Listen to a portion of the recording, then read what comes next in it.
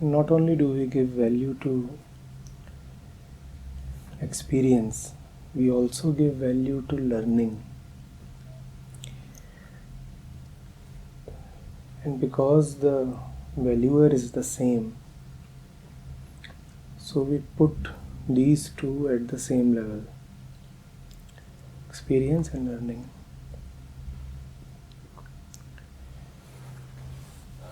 We want to value everything. We want to attach some kind of a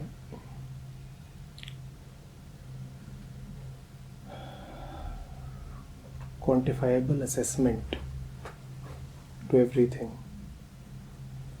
Because the mind is limited, it seeks security in measurement. It wants to take the measure of everything it comes across.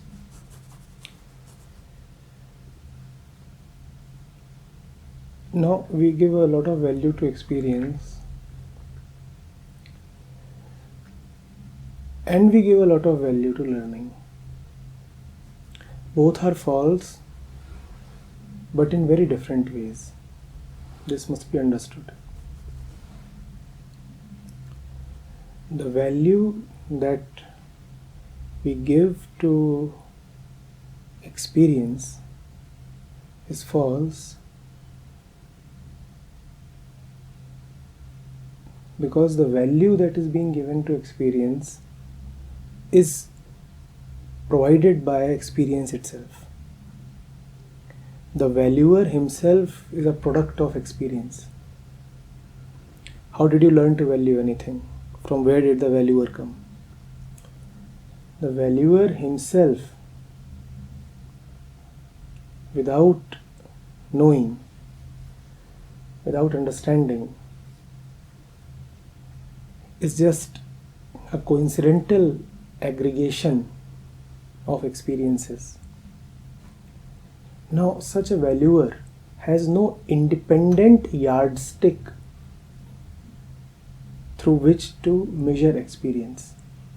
Are you getting it? Who are you? You are somebody who was born in a violence-ridden family. You are part of a tribe that attaches great value to honor, dignity, bloodshed. That's what you are. That's what the valuer is. And you have been made this way by your experiences. Now, whatever you will value will be according to your values, and your values have been given to you by your experience.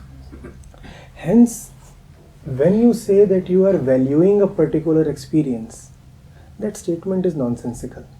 But we want to value everything. Even as you are listening to me, some of you might be busy valuing me, trying to take a measure of me, without realizing that the entity that is trying to take a measure of me is itself a product of biological and social conditioning. So that is the reason why valuing experience is meaningless. Doesn't make sense. Getting it? At the same time, we want to value learning. Now, learning too cannot be valued, but for a different reason. Learning cannot be valued because learning happens only when the one who is obsessed with valuing falls silent for a while. You and I are together, and learning can happen only when your noisy valuer becomes silent for a while. Otherwise, you will not be learning, right? So learning and valuation do not go together. As long as you are valuing, learning cannot happen. As long as you are assessing, measuring,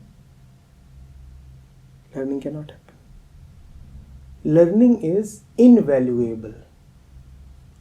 Experience has zero value. So the process of valuation does not apply to both. It does not apply to experience because experience anyway has no value of its own. Understand this. The value that you attach to experience is dependent on what experiences you already have had. So experience has no independent value of its own. Are you getting it?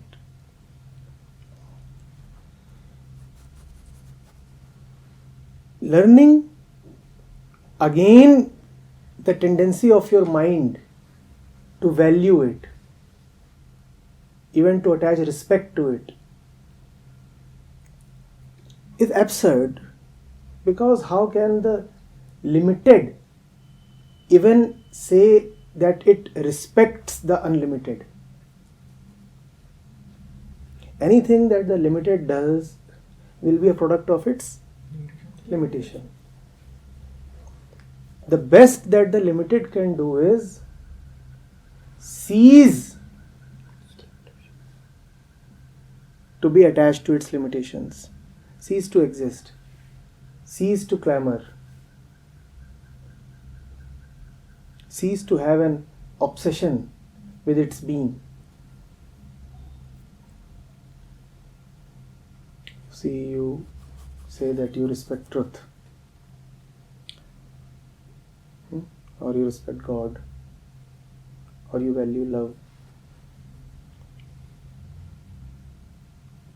But whatever you will do with these would be coming from what you think of yourself.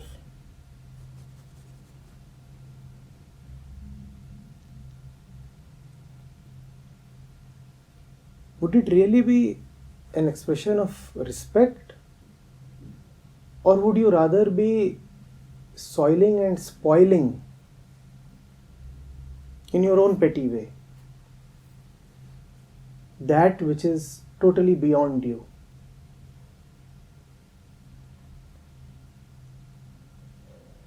Take a simple statement, I respect God. Now,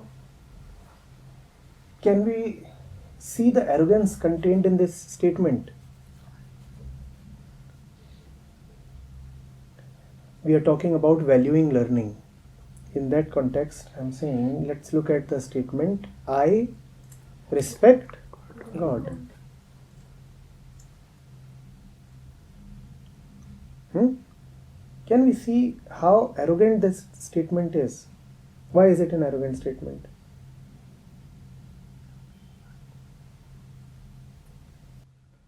I and God are Because I think that it has some what It's has my it to permission. respect or not respect God. I can evaluate God. Even to respect anything, you must first have some idea of what that thing is. So you will have to bring it within the domain of ideation. The thing may be 1,000,000 times bigger than you according to your proclaimed PT, but still you are saying that it is measurable. I am 2 units and God is 2 trillion units. Still you are saying that God is measurable. Also look at the other things that you attach respect to. The tongue that is saying that I respect God also respects the police, the army, the nation, the caste, the religion, the tradition, the boss, money, so much else. Right? With the same tongue and with the same mind, you are saying you respect God. Right? I respect money, I respect the army, and I respect God. So you have brought God down to the level of money. Now it would be wonderful if you could say that I respect only God. But when you respect only God, then the word respect is not at all needed.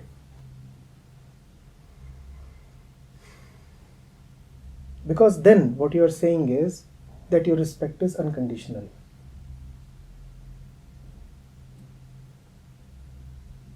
The kind of respect that we offer is given by us.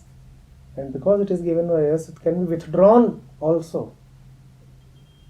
I am offering respect based on a certain condition of my mind, and if that condition changes, surely the same mind will withdraw that respect. So do not value learning. Do not value the truth. Do not value God. Just see what you currently value, and currently you value experience. See the hollowness of all that you value. See, this is a totally different way.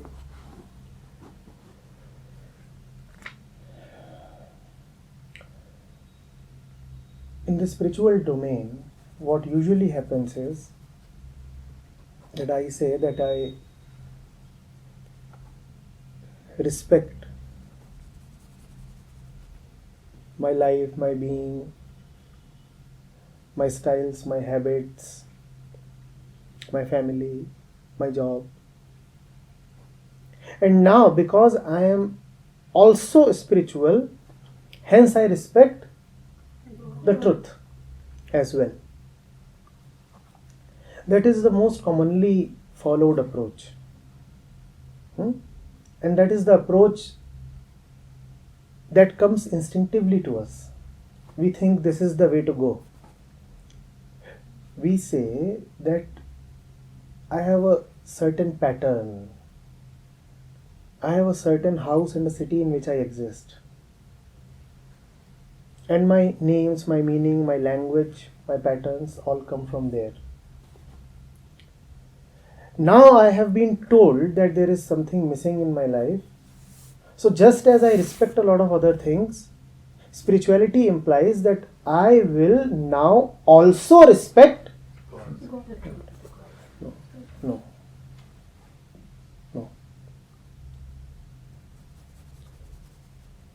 Wisdom, spirituality is about seeing the hollowness of experience. It is not about bringing truth down to the level of experience. It is not about saying that your city must exist and you must also now instate God in your city. Your city is there. What it lacks is a temple. So being spiritual means that you must raise a beautiful temple in your city. And is that not what man has been doing? There are grand cities, and because they look incomplete without a touch of the religious, so what do? We find a nice space within the city and then some temple is raised. No, not that way. Real spirituality is about seeing the hollowness of the city itself. It is not about bringing the temple down to the domain of the city. It is about seeing that the city itself is the cause of my suffering. Are you getting it? Are you getting it?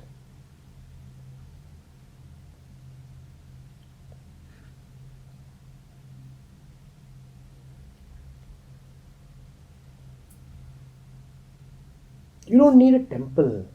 You need freedom from the city. When the city is your bane, then building a temple in the city is not going to heal your wounds. In fact, what you have done is that you are closing only possibility of redemption that was available to you. Truth could have redeemed you. What have you done?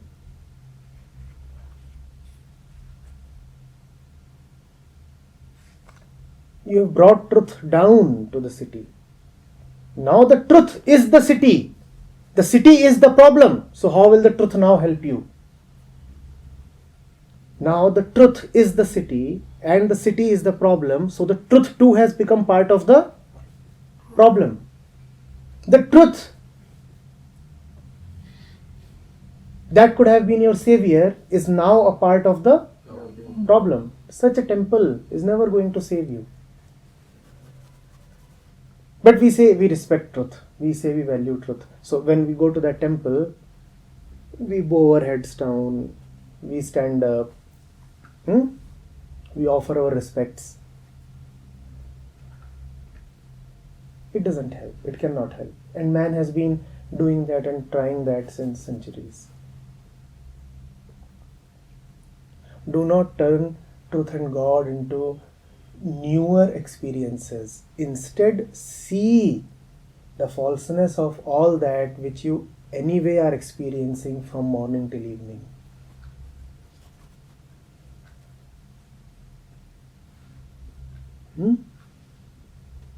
The seeing itself is God. You do not need to see God.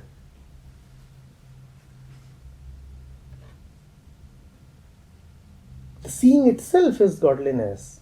Would you be able to see without God? So why this urge to see God? Why this urge to measure the truth? All your measurements are happening because you are powered by the truth. Because you can measure anything. It is proven that the truth is energizing you. Otherwise, how could you measure anything? Now, don't have this childish demand that you must measure the truth as well.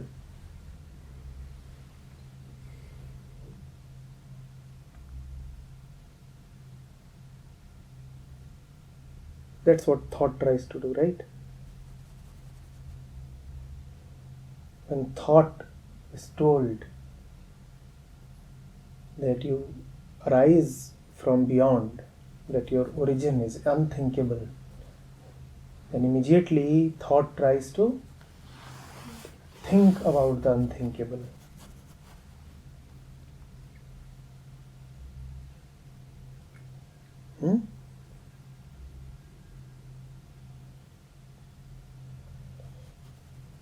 Don't have a desire for something new, something exotic.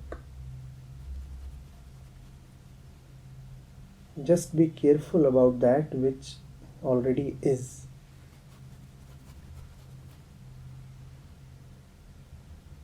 Be very careful about what you are doing, meeting, what you are eating,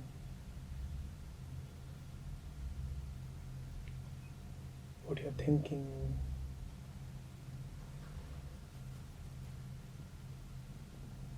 And everything opens up there itself.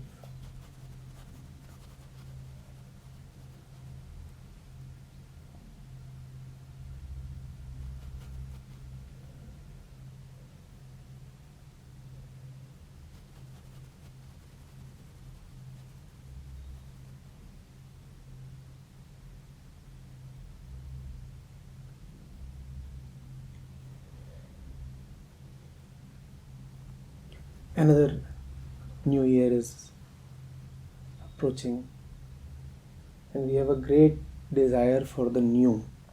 The desire for the new is the desire for becoming. Is it not? Do you understand why we keep looking forward to dates? The next important date, the next important date. Because there is a great need to become. Because we are yearning for change. And there is a hope that maybe the next state might bring that change in my life.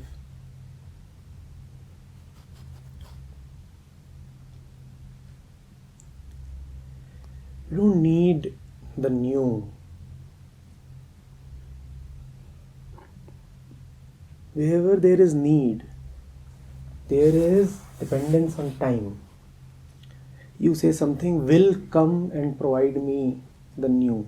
Is it not? You are dependent then on the future. The new will not come to you via time. The new is not contained in the future.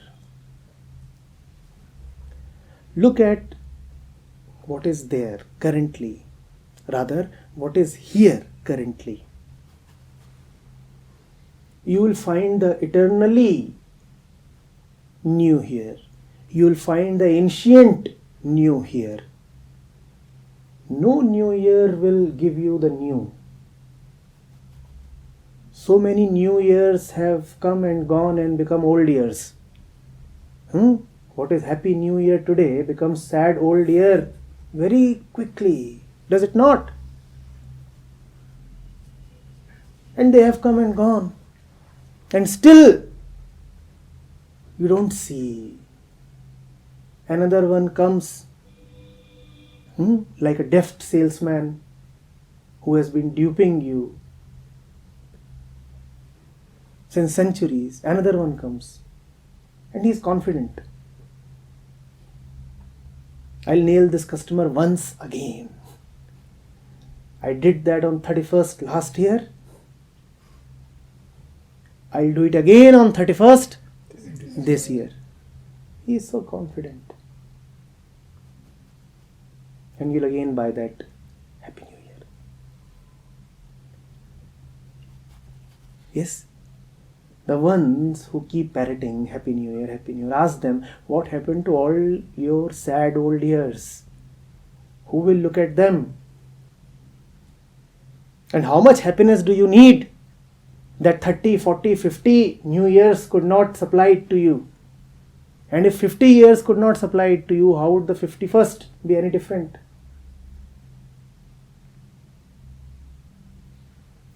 The new, the happiness that you're looking for will not come through experience, will not come through time. It comes when you are a little less insistent upon cheating yourself. Look around, look at your relationships, look at your mind, look at your thoughts. And maybe you will suddenly cry out, the new. Yes, it's new, quite new, very new. The looking is new. The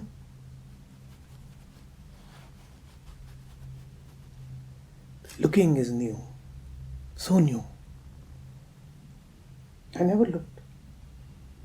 And it's so damn new that every time I look at it, it is again new. A newness that replenishes itself. A newness that is like a fountain, like a river.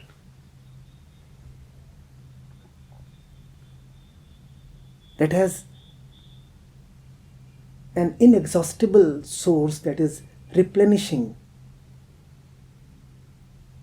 the flow.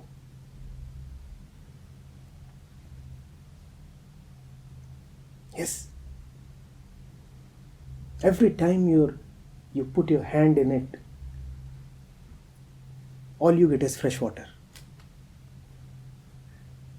The same spot, the same hand, but the water is fresh, new. You don't have to move an inch. Yes, you don't have to wait for the next Happy New Year. Just jump into the river. Every single drop of water that will come to you is new. You don't have to say that, the next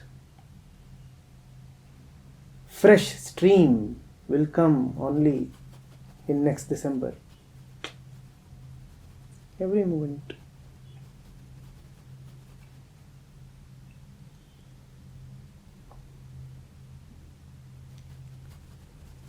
Those who will try to place and locate the new in time, the new in future, the new in specific events, will forever remain the clowns of existence. Maya is quite fun-loving.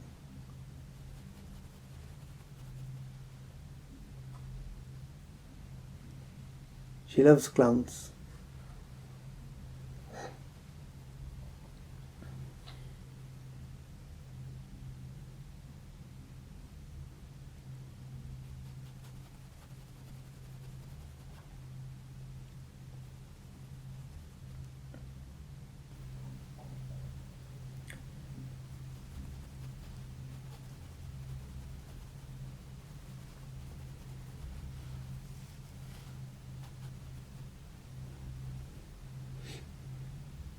If you could be just a little more meditative, you would ask, what was I doing the same time last year? Instead of fancying about what you would do the next year, why can't you go into the facts of what you have been continuously doing? It was the same you. Yes, a little bit has changed on the surface, but your central tendencies have not changed. So it was the same you last year as well. Yes, you have gained 2 kilograms, but still, you are pretty much the same.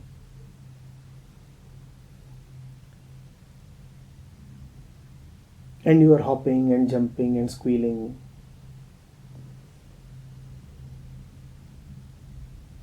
And what did you get last year?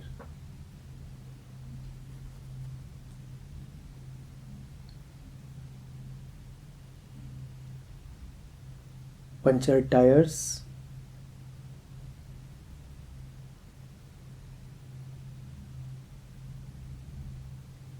broken relationships,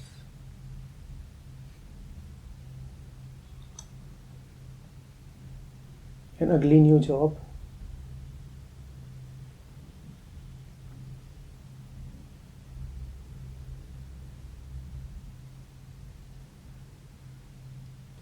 more dependence on hope,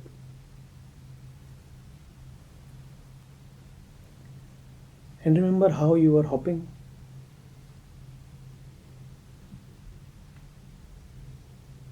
You remember the woman you rushed to kiss when they switched off the lights sharp at midnight?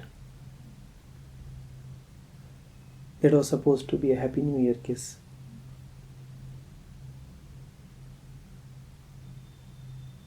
And that woman is kissing your neighbor today.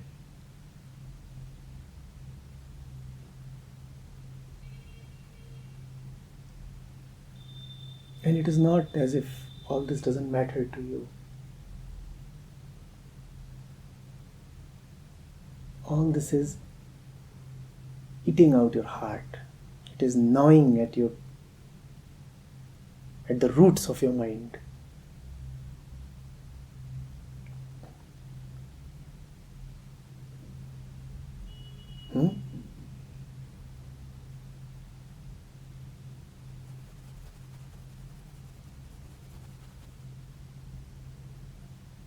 And again you are ready to repeat the same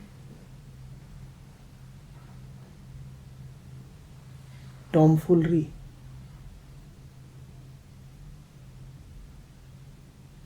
Happy New Year.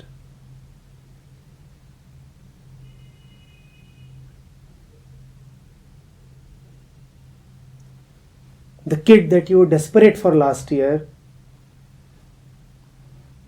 is in your arms today, and it hasn't helped.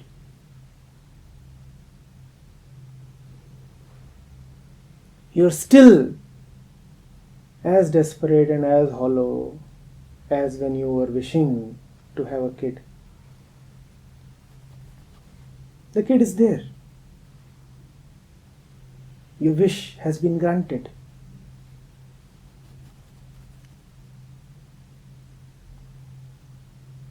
But you are equally distraught. Your eyes are so poor.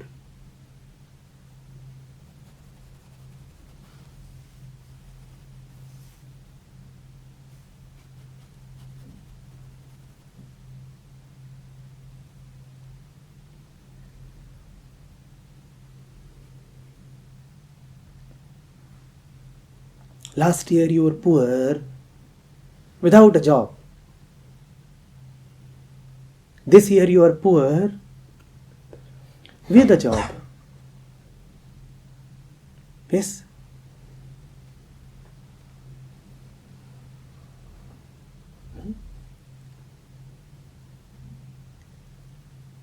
Jobs have come and gone, but your poorness, your internal poverty has remained.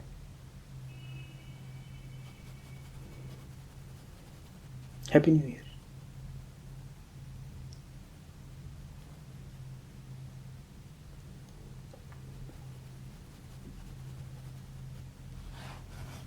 And there would be a particular Happy New Year after which there would be no more New Years for you. Who knows, this one might be that. And then you shudder to think of that. You don't even want to look at this possibility. You say, why must I listen to this crap? Let's think positive. Let's have rather happy thoughts. It's an auspicious day. We are commencing a new year. The fellow is talking of death.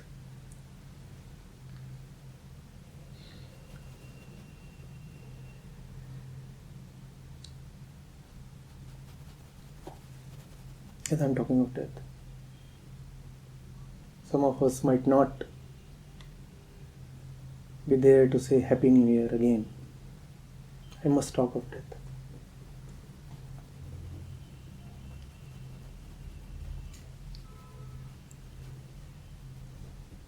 Is there anything that this new year can give you? You being what you were always throughout all these years, what will this new year give you?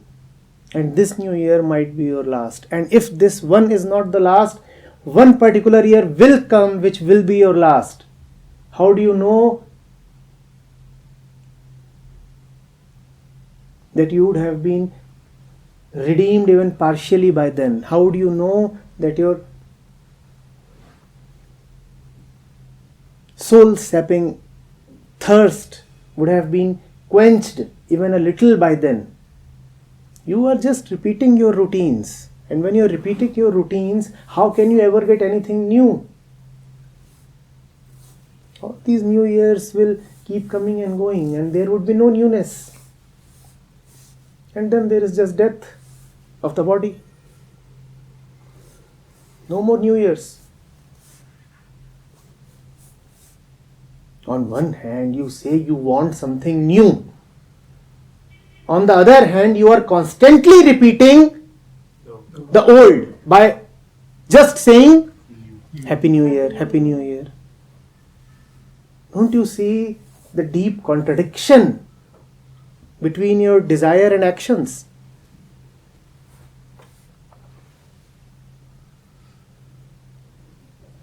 You want the new, don't you? And if you don't want the new, then why do you always put up such an exciting show whenever something even remotely new happens? So it is certain that you are not quite contented with what is. You want change. On one hand, you want change. On the other hand, You won't let change happen. You would just keep repeating.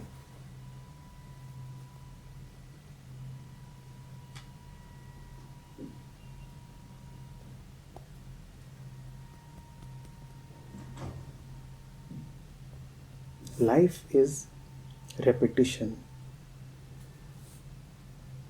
with no observation of the machinery. The machinery keeps operating on the auto mode.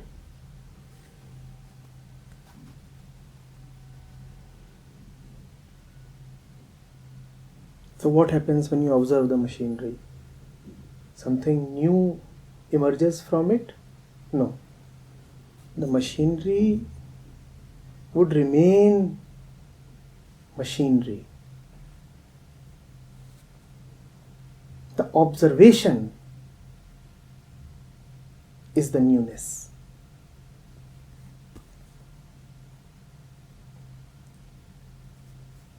Your glance, your sight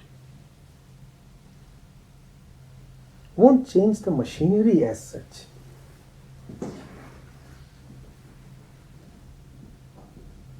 But there is something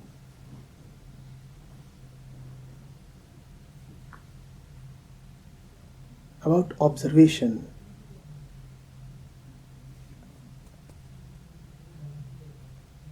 which will give you a taste of the new.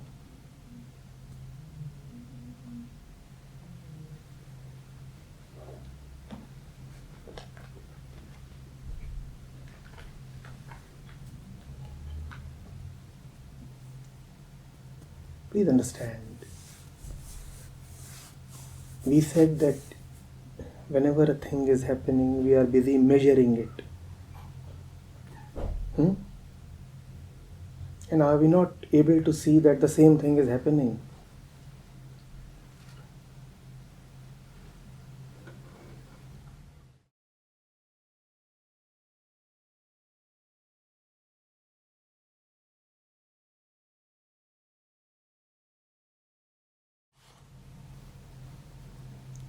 We have constantly been saying that you want change. What you heard is what the religions and traditions have been repeating always. So you've not really heard it here. You have been carrying it in your mind even before you entered this hall. I'm coming out of your statement of the desire. No. That desire leads to hope, hope leads to desire. I've constantly been saying that you are thirsty for change. Okay. So desire is something that you surely want. It is just that what you want cannot be given by hope. Cannot be given by hope, future, because hope is always in time. Getting it? This line that don't desire, don't hope, and remain settled with what life has given you, that is a very beaten line. And the mind has found enough loopholes in this argument to trash it long back. That is why we want to stick to this argument. Do you understand? Santosham Paramam Sukham. We want to stick to this. Why? Because it is so hollow that we can easily trash it. Everybody wants a weak adversary. This adversary, do not desire, do not hope, is so weak that we all love it. Let us have this argument come to us. Let us say all spirituality is about not desiring and not hoping. Why? So that then we can say that spirituality is rubbish. There is no way I have said this. This is what one has been carrying in his mind continuously. And whenever it comes to spiritual discourse, one feels like pre-deciding that because it is supposed to be spiritual, so he must be parroting the same old line again. Unfortunately, I'm not saying that. Surely there is desire. It is evident in your eyes. It's writ large on your face. You are desire. How will you drop desire? I'm saying go to the root of your desire. I'm not saying drop it. I'm saying don't be so stupid that you don't even know what you are desiring. Please look carefully at your desire. Go close to it. Find out why you desire so much. And in that, there is no condemnation of desire.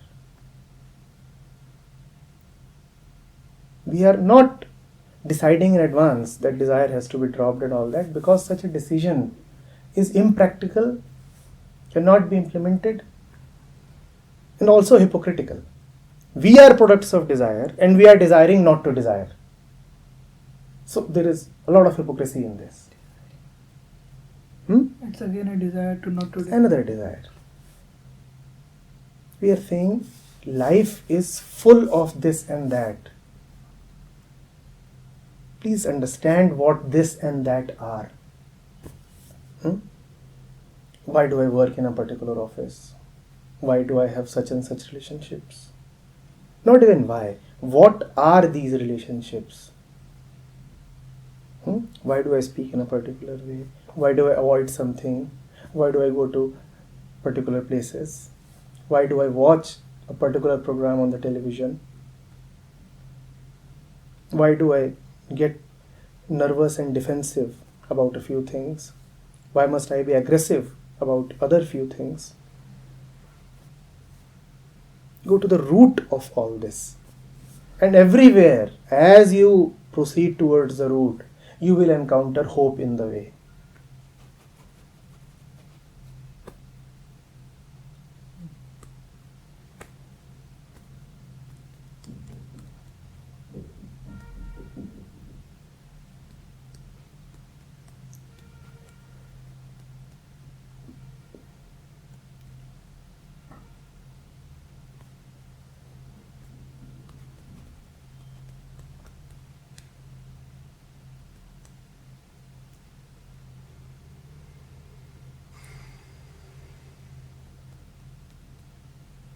Desire is a wonderful messenger.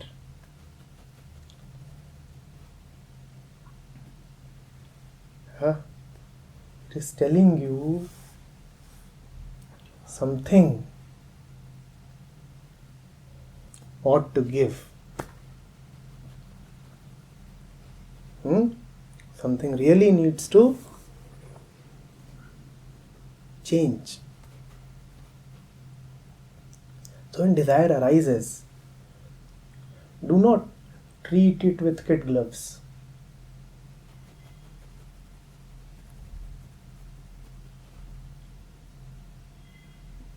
Do not send it to the OPD, to some junior doctor. Send it right to ICU. Because the desire might appear small, but it is arising from your heart. Go to the root of desire.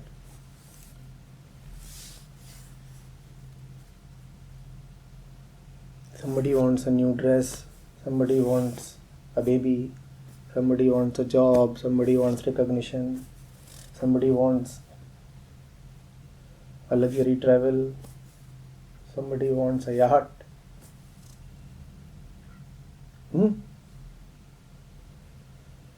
Somebody wants food. What is this whole wanting all about? Somebody wants to not to want. What is this whole wanting all about?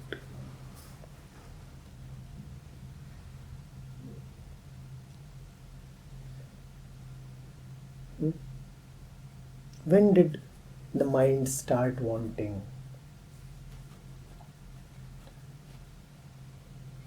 What is wanting? What is its relation with becoming? What is its relation with time?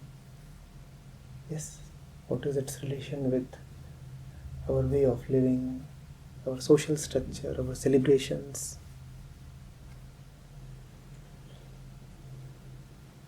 When exactly did it come to the mind that it must want, that it must become something else?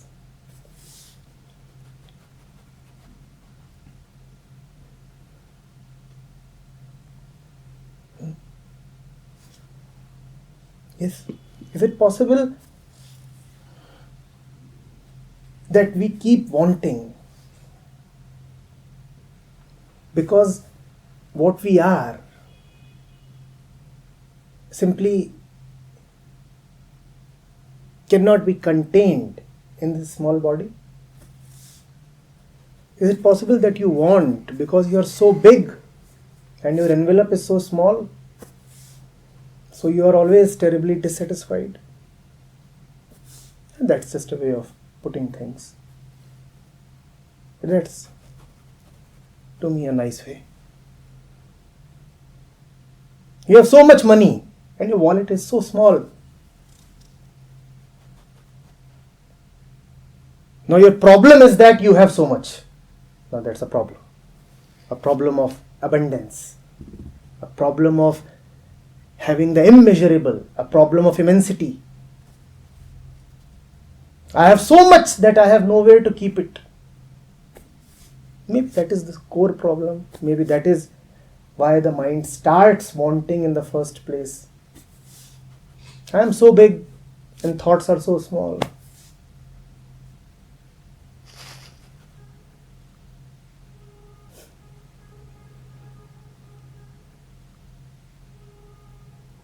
Goodies here and goodies there. I don't know.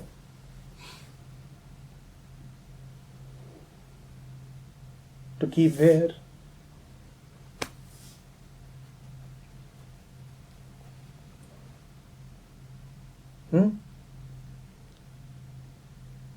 Maybe this wanting is contained in the very constitution of man. Maybe that is what Christianity calls as the original sin. Being a man. You are being a man when you are not a man. So you will remain dissatisfied. Yes. Why are you being a man? You are not a man. Don't you know that? The more you say that you are a man, the more dissatisfied you will remain. And then you will want something. What will you want? Maybe all wanting is about no more being a man. But you say, I must remain a man and fulfill my wants.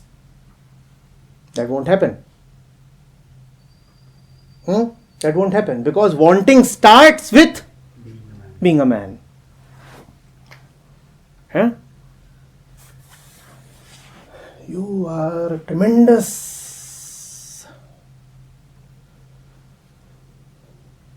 infinite,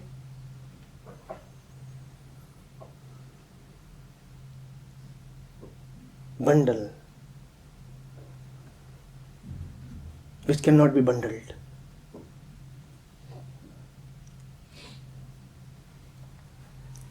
Nothing except perfection, totality,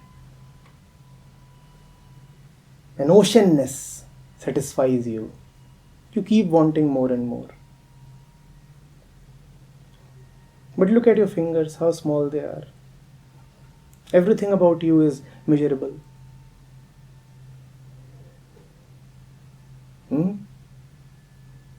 Look at your nose. Such a tiny nose. Have you seen the trunk of an elephant? Oh, that too is very tiny. Look at everything that you have. It is all quite tiny. I respect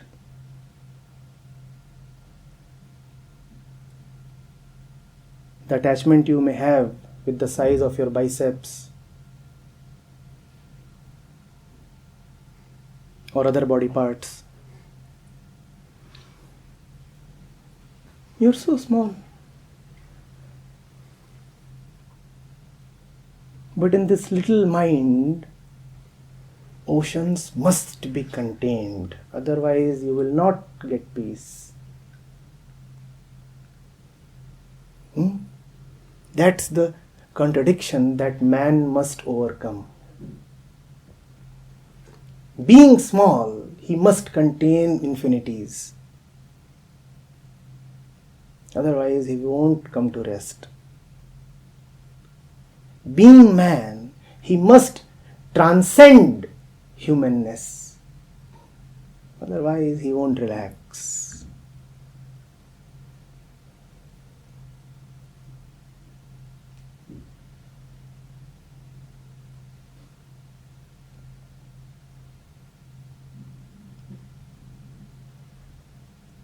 Yes, that's the challenge, that's the invitation.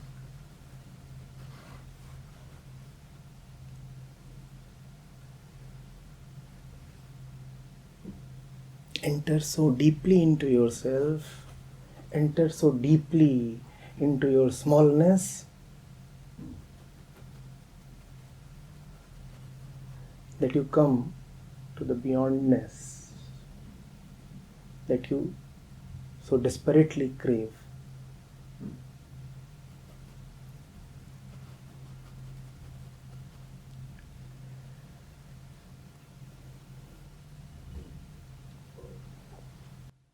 So that incompleteness implies us to the wanting, that gap, constant gap.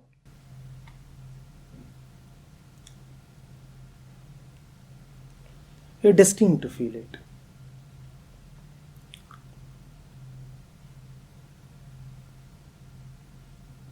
And you would not have been destined to feel that gap, that difference, that distance, had you also not been destined to close the gap.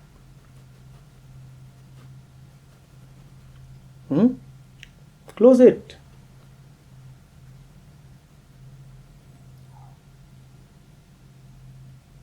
The ocean must be contained in the drop.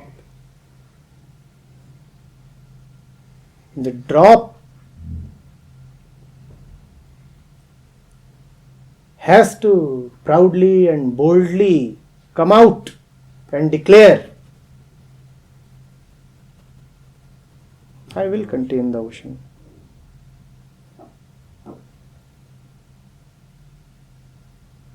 I am the ocean.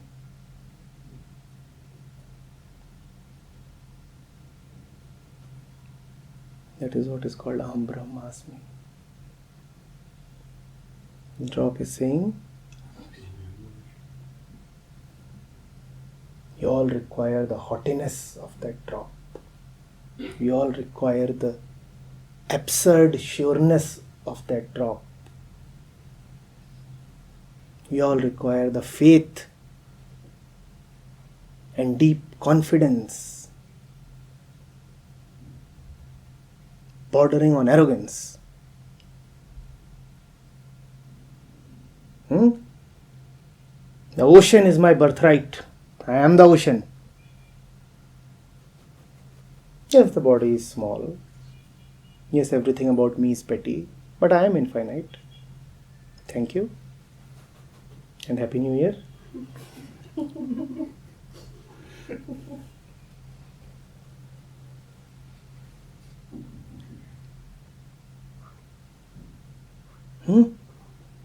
If you don't have that insolence, then life is drab. And unreasonable.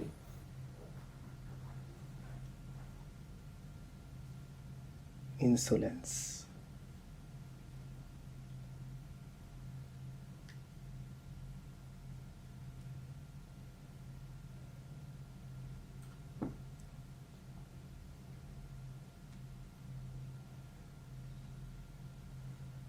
Confidence arising from nowhere.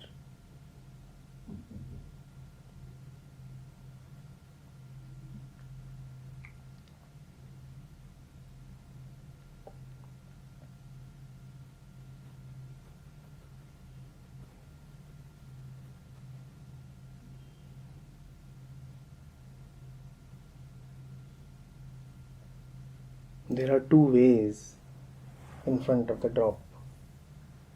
It can keep collecting more drops. It can keep trying to expand its size. That will never suffice. The ocean is immeasurable. Or it can just pause and say, I am already the ocean. No more accumulation. No more trying to find that through relationships. No more alliances and coalitions. I am already the ocean. Thank you so much.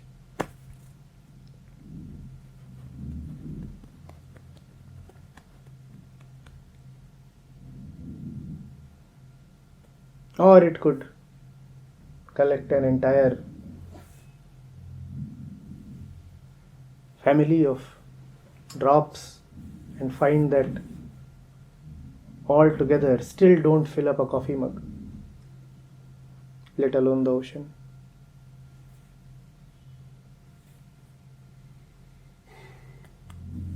Life doesn't even give you consolation prizes. If you are a loser, you are a loser.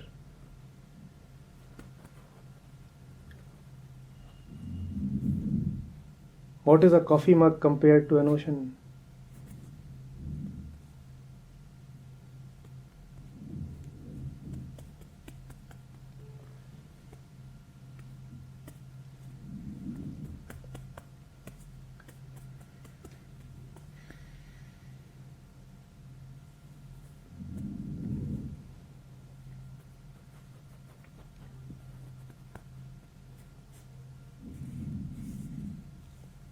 Yes.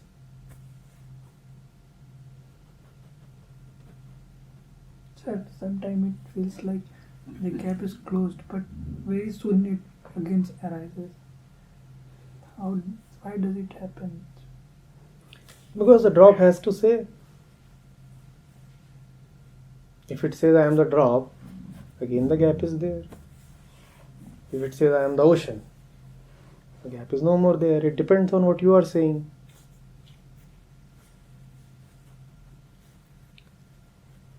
Say the right things.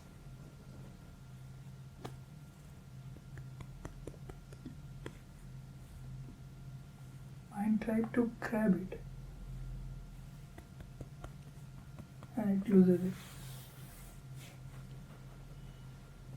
You are so intelligent, you know everything. Then why do you falter?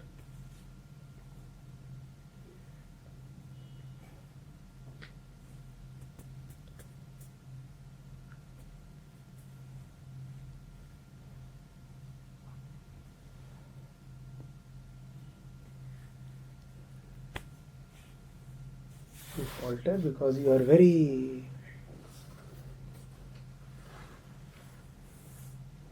smart fellows who think a lot, who calculate a lot, who want to size up people, who measure things, people, situations.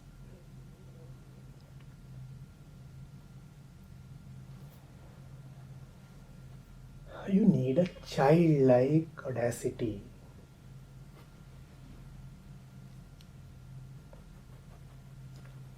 An illogical exuberance.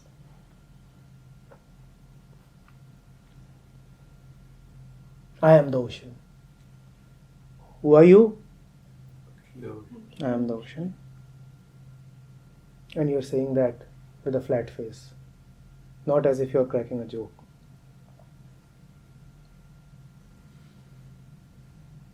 Not like you are saying, what can I do? I am such a poor small drop.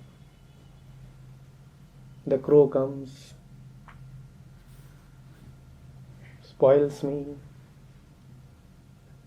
2 particles of dust are enough to corrupt me.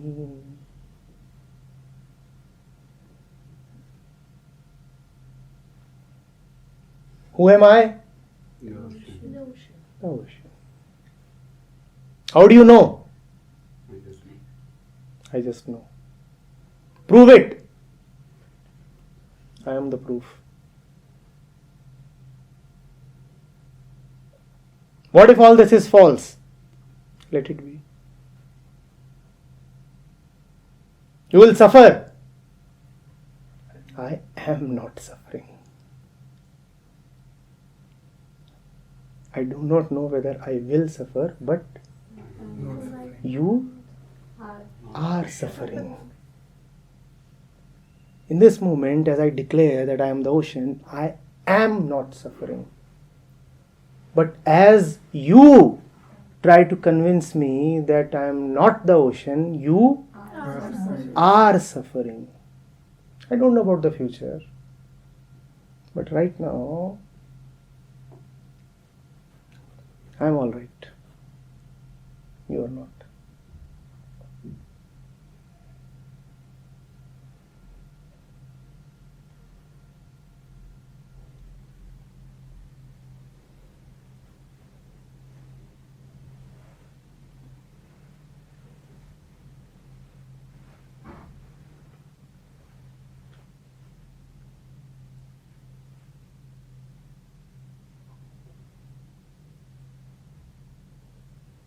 You're such a petty little drop.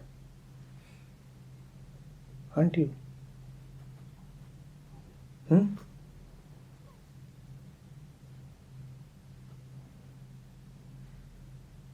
ocean replies with a roar. And the drop shrinks and recedes.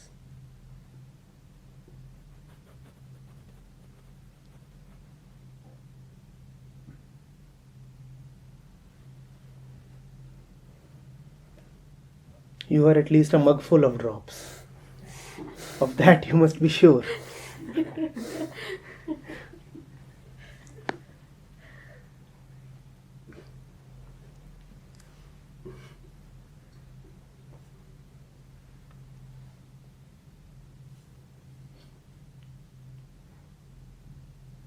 Don't feel small ever. That's a crime against yourself. Never allow yourself to feel small. Never.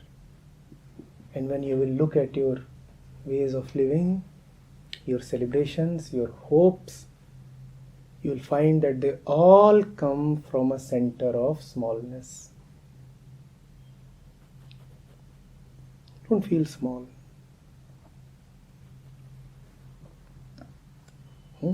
The ocean has no right to feel small.